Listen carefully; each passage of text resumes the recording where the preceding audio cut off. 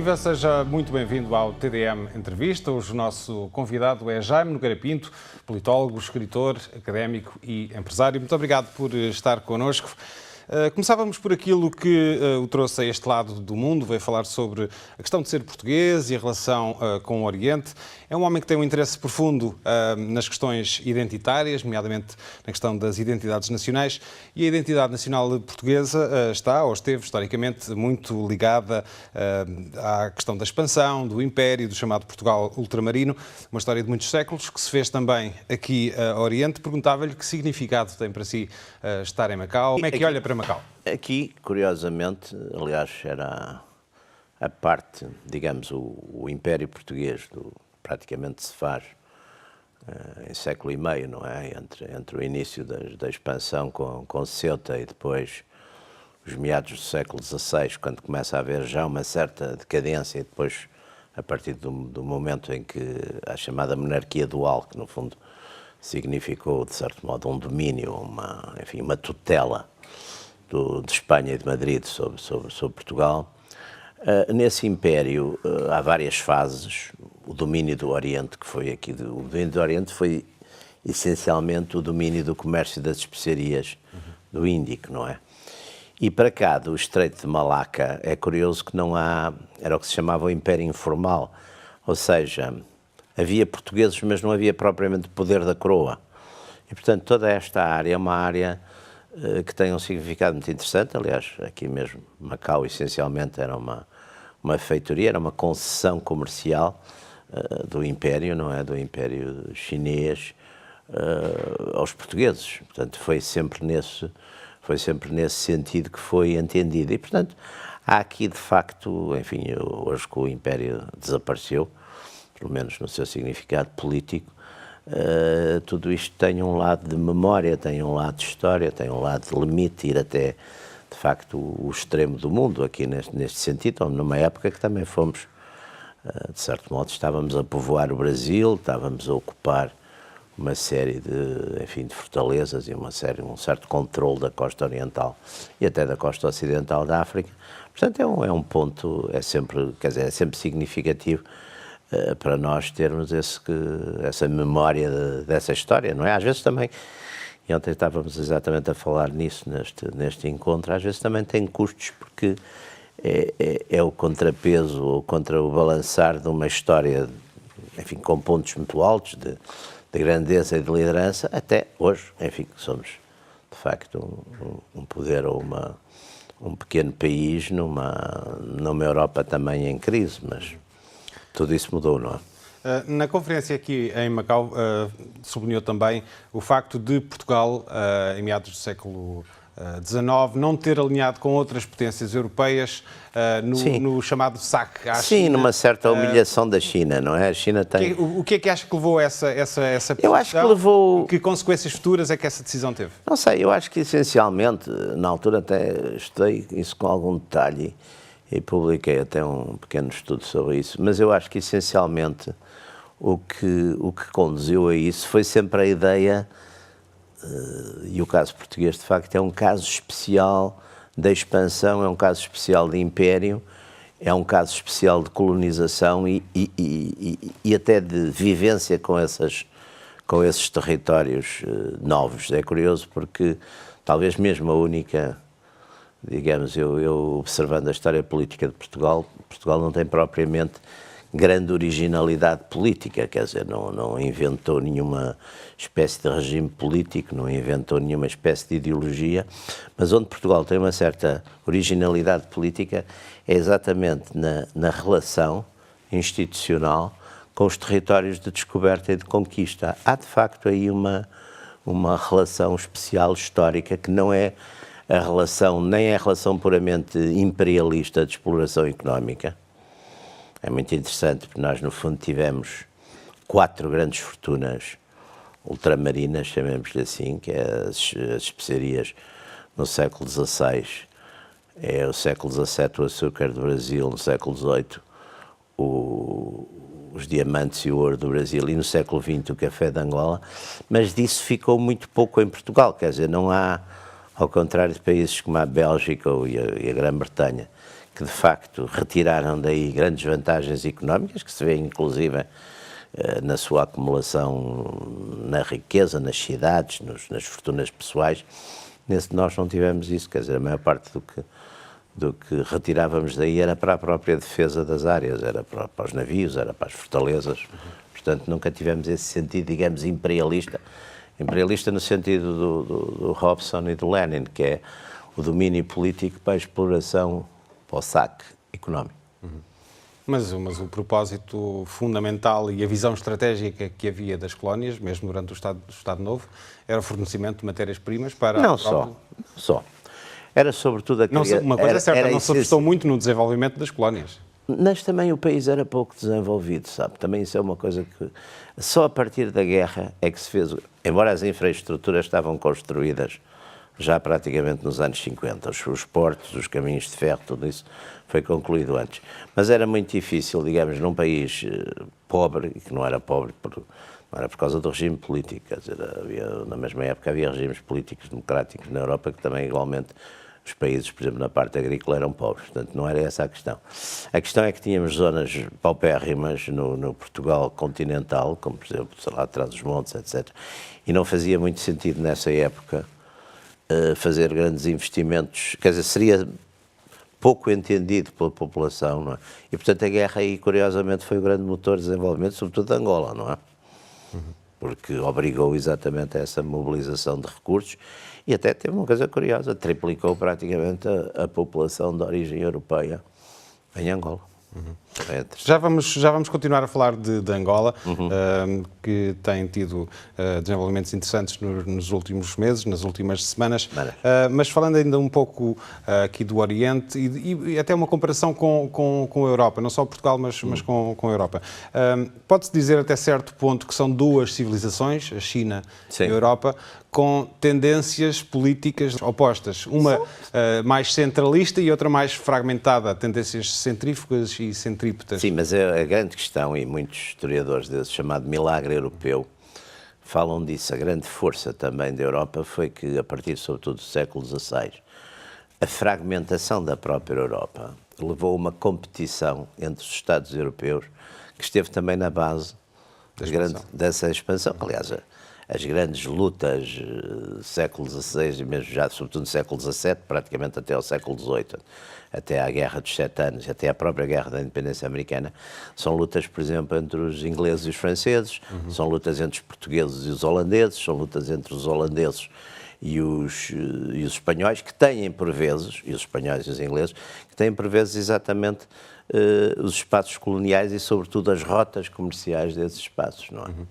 Portanto, isso também contribuiu, enquanto a China, de facto, tem um sistema concentrado de poder, é um império, com uma relativa, quer dizer, não tem áreas de competição dentro desse império, e tem também uma visão, de certo modo, muito conservadora, e, portanto, quando a inovação técnica pode pôr em risco o domínio da classe dirigente ali para as voltas do século XV, XVI, houve muita cautela em prosseguir com determinados desenvolvimentos, não é? E é curioso referir à questão da expansão e da rivalidade entre os Estados europeus e a consequência que isso teve na expansão da Europa pelo mundo, e na China foi justamente o contrário, houve uma decisão de acabar quase abruptamente. Também há outra questão, por exemplo, a questão da exploração marítima. As navegações de alto mar, o problema não é tanto a tecnologia da navegação, é, por exemplo, a manutenção dos alimentos. E dos elementos essenciais dessa expansão europeia é, por exemplo, exatamente a questão da conservação dos alimentos, o bacalhau, por exemplo, o peixe seco, quer dizer, há um certo número de coisas que também ajudaram ou permitiram isso. E às vezes são coisas até relativamente que as pessoas não pensam muito.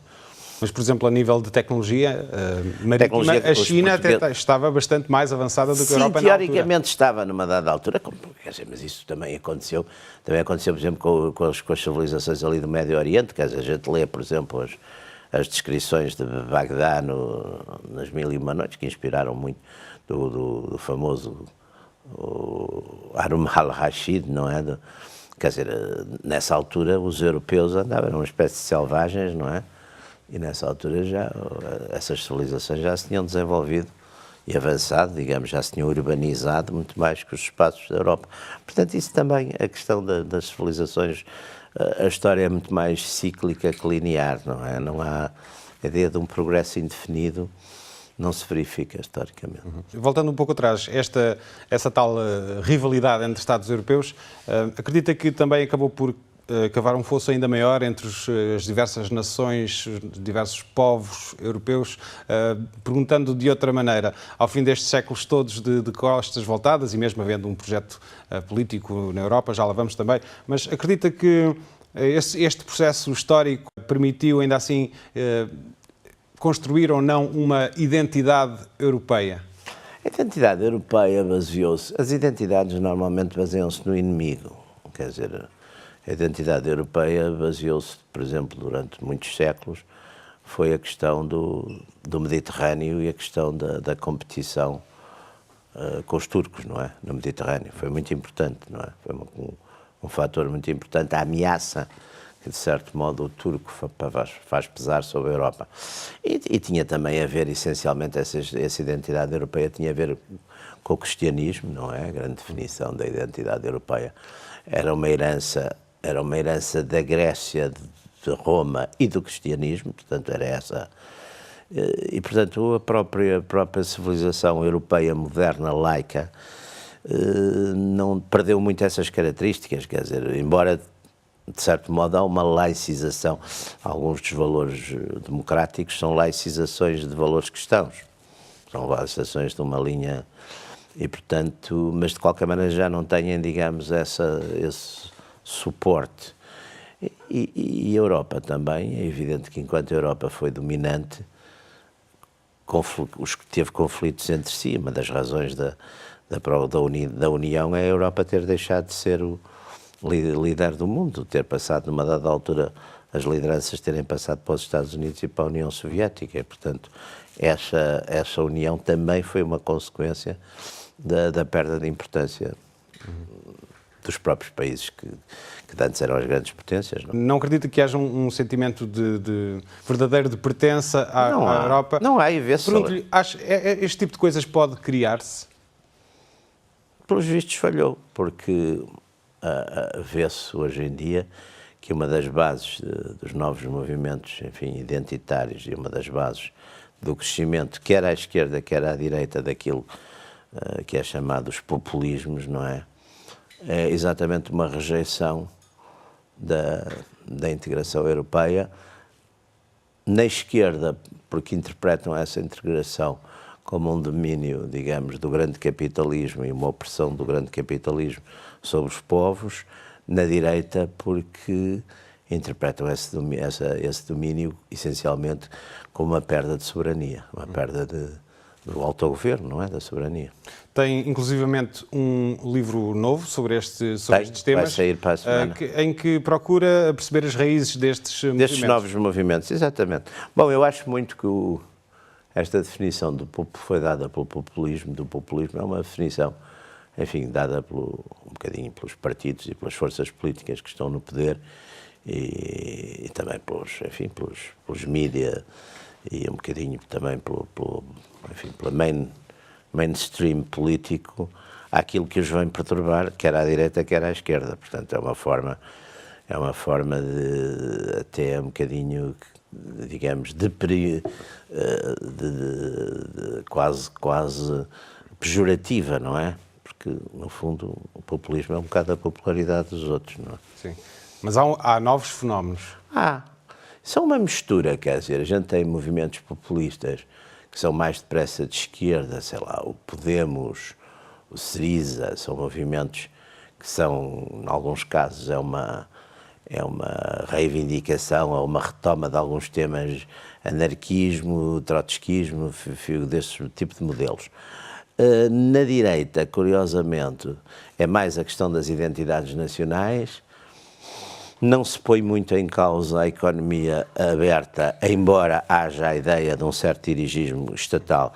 E há, sobretudo, uma coisa que eu acho importante nestes movimentos, é uma reafirmação da política como qualquer coisa de importante e a rejeição do domínio da economia e da gestão sobre a política. Eu acho que esse é um dos pontos importantes. E, aliás, neste livro, que arranjei um título que eu achei que era um título adequado, que é Bárbaros e Iluminados, Populismo e Utopia no século XXI. Eu acho que é isso exatamente, há uma contestação um bocado dos modelos utópicos, ou seja, dos modelos de sociedade perfeita, onde se acredita que é um pouco também o marxismo estava nessa tradição, que a sociedade pode mudar a natureza das pessoas. Disse também que há algumas coisas que nunca mudam, que é a natureza das humana pessoas, nunca a geografia muda. e a história. A geografia também não muda. E a história está vivida, portanto, embora muita gente se queira, de certo modo, recapturar a história e reescrevê-la, ela é o que é e determina o que somos. Quer dizer, as sociedades são muito determinadas pela história. As sociedades são muito herdeiras da sua história, embora as memórias sejam diferentes, há uma certa genética dos países, das nações, isso não se escapa muito a isso, não é? A prazo, qual é que acha que vai ser o protagonismo destes, chamemos-lhe, populismos, quer de esquerda, quer de direita? Bom, acha que vão ser cada vez mais os êxitos, vamos lá ver, europeia, o que é que se passou? Eu acho que a grande quebra, a grande ruptura foi ano passado. Foi ano passado em junho, com o Brexit, e foi em novembro com a eleição de Donald Trump. Na Europa continental tem-se visto mais um crescimento desses movimentos. Não houve ainda, quer dizer, não houve, porque já na Hungria, na Polónia e agora na Áustria e na República Checa, esses movimentos já são o poder. Já são o poder. Noutros países têm votações muito importantes, em França, na Holanda, etc., não sendo poder, determinam já muito as próprias políticas do poder. Mas acha que é conjuntural ou estrutural? Não, eu acho que é um protesto, essencialmente é um protesto daquelas classes ou daqueles grupos sociais que se viram mais lesados por duas coisas, pela globalização no sentido económico e pela correção política no sentido ideológico. Eu acho que são as reações são desse tipo, não são só reações económicas, mas a reação económica é importante, quer dizer, porque é evidente que a globalização foi muito importante, por exemplo, para um país como a China, ajudou muito a desenvolver, sobretudo as classes médias É agora a grande defensora do comércio livre e da globalização? Sim, e as pessoas até esquecem, estão entusiasmadas, ficam, ou pelo menos estão tanto quanto ao Trump, que até fazem um modelo de um regime que não é propriamente democrático, não é? Também é uma coisa interessante. Mas aí eu julgo que aí há um ponto muito importante. Os grandes lesados da globalização são as classes médias e baixas médias e trabalhadoras dos Estados Unidos e da Europa. E são essas que estão a votar estes movimentos, essencialmente. Quer dizer, no partido, por exemplo, em França, há praticamente uma passagem quase direta de eleitores do Partido Comunista para eleitores para o Front National. É assumidamente um eurocético. Não acredita em soluções europeias para este tipo de problemas? Não, eu acho que apesar de tudo a nação, e sobretudo Portugal tem uma vantagem nesse aspecto muito grande, é que somos dos pouquíssimos Estados na Europa que somos um Estado Nacional mais ou menos perfeito, quer dizer, as fronteiras, não temos raízes secessionistas, nem religiosas, nem identitárias, quer dizer, somos uma nação muito antiga e com as fronteiras europeias mais antigas da história da Europa, quer dizer, desde finais do século XIII, são as mesmas fronteiras. Foi a nação que criou o Estado ou foi o Estado que criou a nação, no caso português? Normalmente é sempre o Estado que cria a nação, quer dizer, agora, depois de criada a nação consolida-se. Quer dizer, Garibaldi dizia que já se tinha criado a Já Itália, tinha. A Itália, faltava criar os italianos. A Alemanha e a Itália, que são casos exatamente de nações, mas que têm um Estado tardio. Quer dizer, a nação italiana praticamente aparece com o Dante, a consciência de uma nação italiana, já se vê no Dante que tem e vê-se no Maquiavel com certeza no século XVI, e já havia uma língua, já havia uma determinada espírito de unidade, que era... Aliás, o cânon do italiano vem do Dante. Pois, já havia exatamente isso. Na Alemanha também já havia, aliás, os românticos dos princípios do século XIX já fazem todos esses apelos à nação alemã. Faltava criar um Estado, e aí é criado através de quê? É criado através de Estados líderes e da guerra. Aliás, os Estados são todos criados pela guerra, normalmente. As nações depois demoram uns tempos, às vezes séculos, não é, a cimentar. Mas isso, por exemplo, na Europa, Portugal é um caso de uma nação, enfim, antiga, muito unida, muito com uma identidade, enfim, há uns regionalismos, um bocadinho, mas que não têm significado político nenhum. Não há separatismos sequer. Não. Houve ali uma altura que se falou um bocadinho. Mas isso foi mais uma manipulação de pressão ideológica ali em 75, nos Açores e na Madeira, não teve a ver. Era no contexto da Guerra Fria, do PREC, etc. Exatamente. Vamos mudar de tema radicalmente. Gostava de falar consigo sobre a situação em Angola, um país e uma realidade que conhece muito bem, viveu lá ainda nos tempos...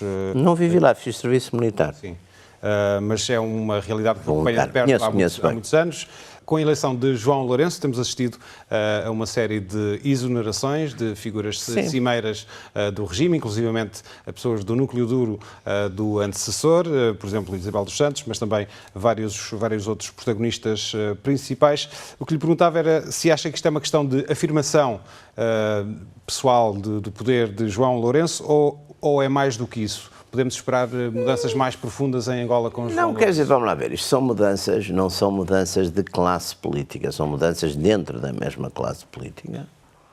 João Lourenço fez uma carreira política dentro do MPLA, foi comissário político das Forças Armadas, foi governador de província, foi secretário-geral do partido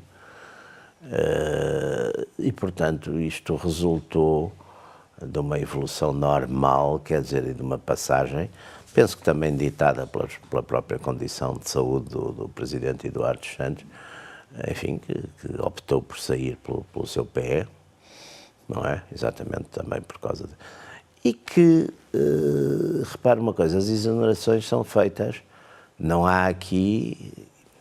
houve até agora uma perseguição, digamos, uma família. Há uma exoneração em termos de lugares públicos, portanto, empresas públicas, não houve até nada, até agora, que tocasse nas empresas privadas, digamos, da família do ex-presidente da República. Há uma exoneração de lugares públicos e, portanto, empresas públicas que estão perfeitamente dentro das capacidades legais e legítimas do novo presidente. Até agora é evidente que há uma mudança também de estilo, que também é capaz de ser normal, quer dizer, um estilo mais aberto, um estilo menos securitário. É evidente que os pilares do poder num Estado como Angola, quais são os pilares de poder? É o partido, é as Forças Armadas, é estas empresas, digamos, que tinham os setores dos recursos, Sonangol, Indiama, Sodiama, a parte da comunicação social estatal, portanto, aí também há essas mudanças. É normal que o novo poder queira, enfim, ter a sua autonomia e mas não creio que haja aí também uma caça às bruxas ou uma precisão, como também se tem querido, enfim, interpretar. Não creio que haja, tanto quanto sei, penso que não são coisas tão surpreendentes, embora talvez o ritmo com que elas acontecem surpreenda. E para além disso,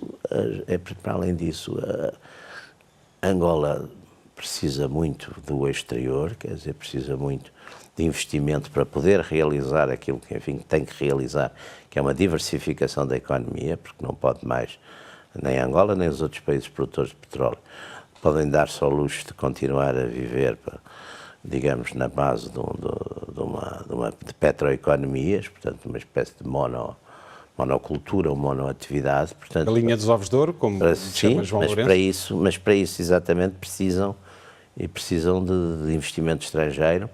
E, por exemplo, no caso das companhias petrolíferas, é evidente que o regime, e é muito curioso porque é uma iniciativa inteiramente original no quadro, enfim, da própria história da indústria em África, as companhias fazem uma representação ao Presidente da República dizendo que aquele sistema, que de certo modo privilegiava a Sonangol que não estavam dispostos e não tinham capacidade para trabalhar, quer dizer, porque, de facto, portanto, essas mudanças também têm a ver com um certo realismo e uma certa noção que o novo Presidente parece ter e pôs em prática uma noção da necessidade do apoio e do investimento externo para fazer as mudanças necessárias da economia angolana, não é?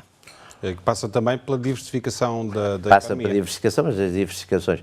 Aliás, temos que pensar que Angola, por exemplo, no tempo da administração portuguesa, e sobretudo naqueles anos de grande expansão da economia angolana, que foram os anos 60, a partir de 65 até 73, era sobretudo uma grande economia agrícola e agroindustrial, quer dizer, as grandes produções de Angola era o café, por exemplo. Os diamantes também tiveram sempre uma parte importante, mas quer dizer, o petróleo em 69 representava em valor apenas 5% da exportação angolana e depois passou mais em 70 e já nos finais porque internacionalmente quadruplicou, quintuplicou o preço do petróleo, porque senão também continuaria, quer dizer, não era, Angola tem uma riqueza enorme em termos de produção, enfim, agrícola e mineira, e mineira não petrolífera, portanto, e é essa economia que também precisa, mas também precisa de regras de jogo mais transparentes e mais abertas, e é isso que eu penso que também é uma das preocupações do novo governo, quer dizer, é perceber que não podia continuar com o sistema antigo. Em termos políticos, para além de alguma abertura, o que é que poderá vir aí com João Lourenço? Eu não vejo que vá haver grandes alterações, quer dizer, no resto. Acho que ele teve uma maior abertura em relação à oposição, teve cuidado logo no ser uma das primeiras pessoas a receber, ser o líder da oposição, do principal partido da oposição, da UNITA, Isaías Samacuva. Penso que ele quer criar um clima mais relaxado em relação e mais colaborante em relação às forças da oposição e da sociedade civil.